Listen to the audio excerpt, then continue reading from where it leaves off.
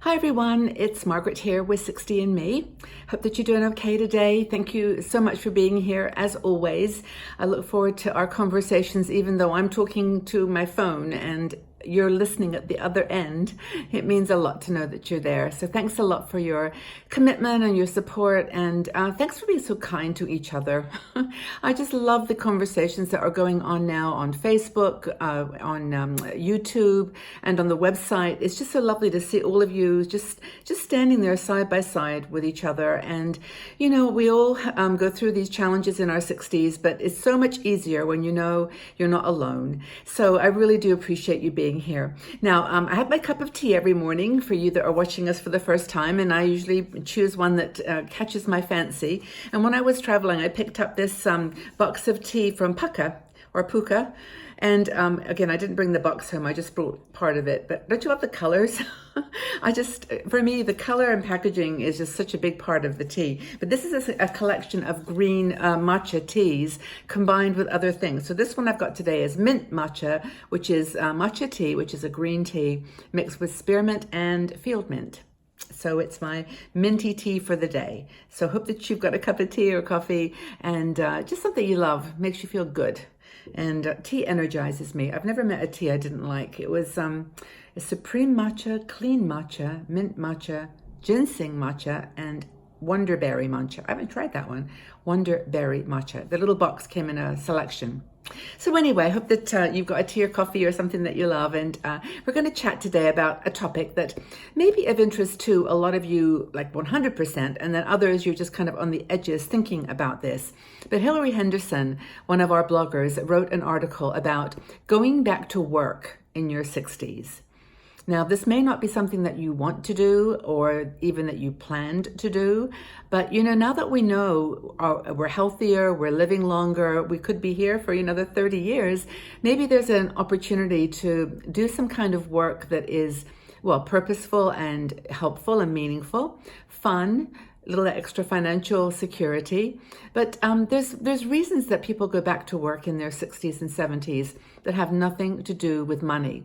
And Hilary talked about this in her article. I'll send you the link to it so that you can read it through, because she does actually raise some very, very good points. And I want to make sure that if you are considering this, you don't feel like you're alone, and that maybe there's some good reasons.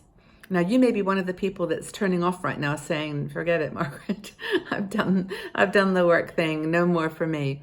But I know I worked for almost 20 years at Microsoft in Seattle, and then I also worked for a couple of years with Siemens in London. And I've worked, obviously throughout the rest of my life in different jobs, but those were the big career opportunities. And when I left Siemens and to come to Switzerland and start 60 and Me, I really just didn't think I'd ever work again. I mean, in the sense that, a classic corporate job. But now that I look at people who are still working and think about the things that Hilary mentions, I don't know, I think about there was a lot of advantages, and maybe, not that I'll ever go back. I don't think I probably will, but never say never. But anyway, why do boomers continue to work? And for reasons other than to do with money. So the job gives us predictability, a stability, kind of certainty. Now, for some people, this is really important to have a place to go every day. You have to be there at a certain time or within a certain range. You have freedom to work from home, perhaps, if the cultures are changing now in the workplace. But you have the annual cycle, you get holiday leave, you get sick leave. There's certain things that make a job very, very appealing for the certainty and stability that it gives you. Another thing is it constantly pushes you. If you're working in a job that you like, I mean, this is of course all conditional on that you love what you're doing and not doing a job that you don't like. Assuming that you're doing something you like, maybe not 1,000% like, but it's okay. It's what you do well. This, you have the skills, you have the ability. And so the other thing is it keeps you on the boundaries of your comfort zone. Because no matter what job you're doing, whatever place you're working, there are changes. There are things that are happening that are evolving and growing, and you are a part of that. And that's really cool because it keeps you thinking and learning and growing. And it allows for creativity. It allows for you to make a contribution.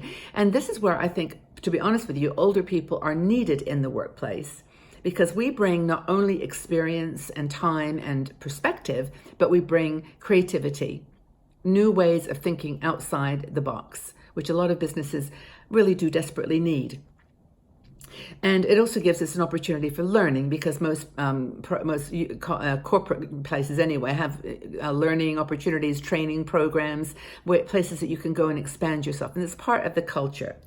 Another thing is it gives you identity and social standing. Now, identity may not be an issue for you in your 60s and 70s anymore. You may not really mind one way or the other whether you're defined by your job.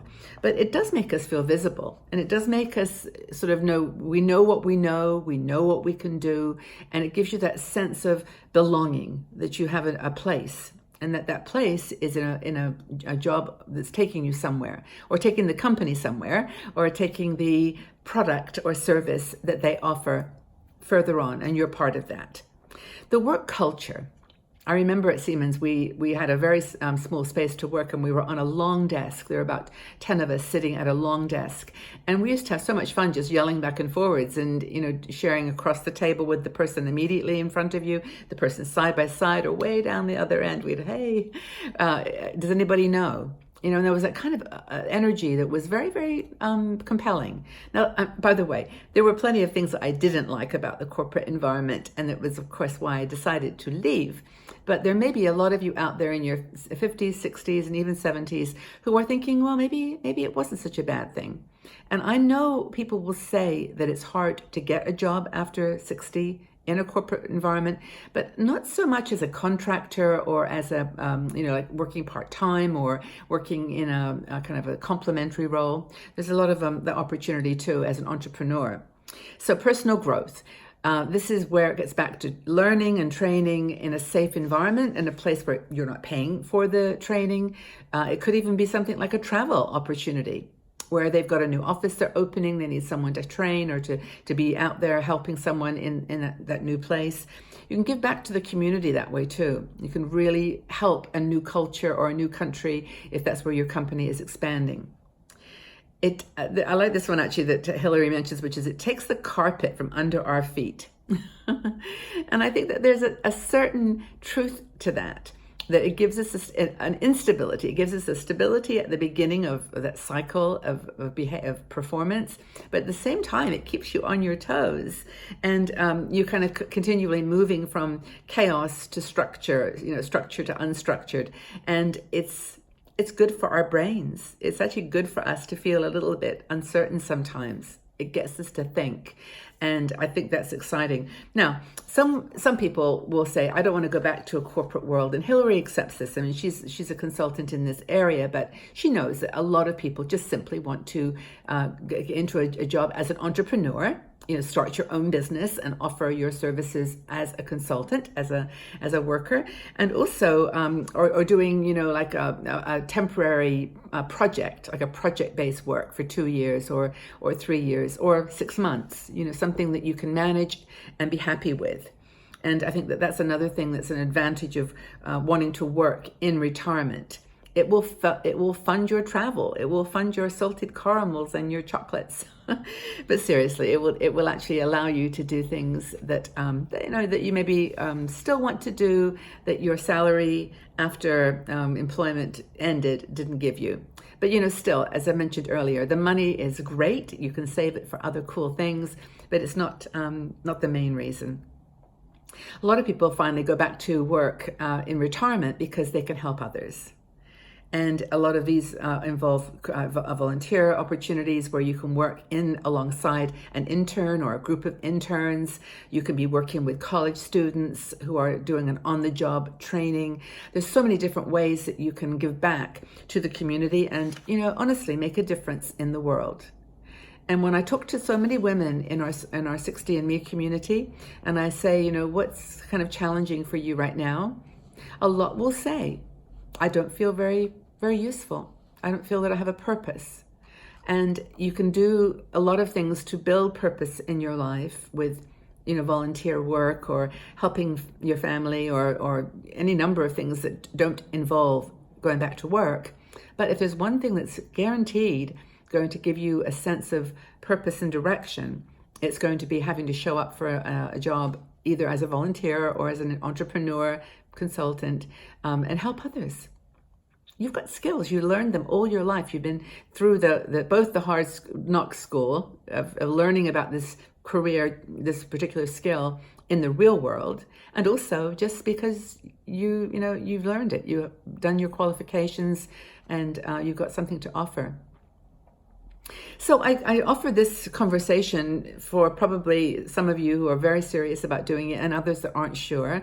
But read the article by Hillary and see whether any of these reasons for going back to work in retirement actually appeal to you and speak to you, or maybe not. So how do you fill up your retirement days? What do you do? Do you work? And what are your reasons? Have we touched on any of them? It'd be really interesting to have a conversation about this. Leave your comments in the section below.